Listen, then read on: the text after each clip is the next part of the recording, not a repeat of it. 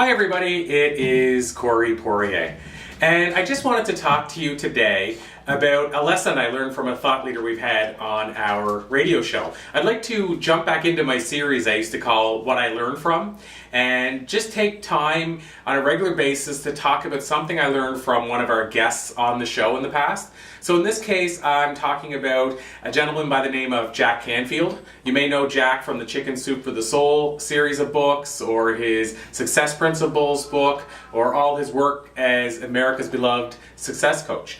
So what I wanted to talk about today is when we had Jack on our show, one of the things that he shared with us, and I'd heard him share it before, and I know Jack mentioned himself that it's not something that he came up with, it's something that he heard as well and just paid it forward. But I think it's something that we can all take into our life, and it's something I definitely learned from Jack both before our interview, and then he reiterated it and explained it better during our interview. So what it is this equation that he talks about called E plus R equals O.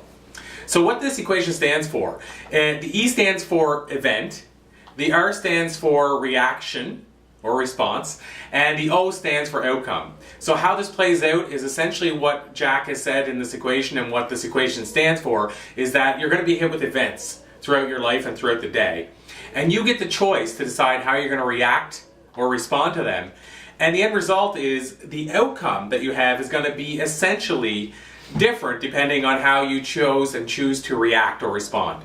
So as an example, in my own life, recently I was in a Tim Hortons drive-thru, and I was driving through this coffee shop drive-thru, and there was this gentleman that was behind us in the line. And we were trying to figure out what we were going to order because we found out that they were at a certain breads. And so we were taking our time. It took us maybe a minute and a half, 2 minutes.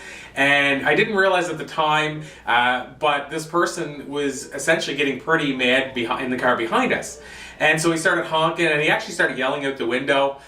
And so I decided to look at it and decide that instead of responding negatively, what I was going to do is I was going to take a different perspective. So this was Mother's Day, this was happening. It was on a Mother's Day. My mother was in the car beside me. So I thought about it, and I realized there's a chance that this person that's getting mad behind me, maybe they don't have their mother anymore. Maybe their mother's in their hospital, not doing well. Maybe that's why they're having a rough day. There could be a myriad of reasons related to their mother that they're having a bad day, and that's just how it's coming out. You know, the yelling at us in the car ahead of them. So by looking at it that way, I realized that, you know what, from that perspective, there's no reason for me to fight back with this person or argue back with this person.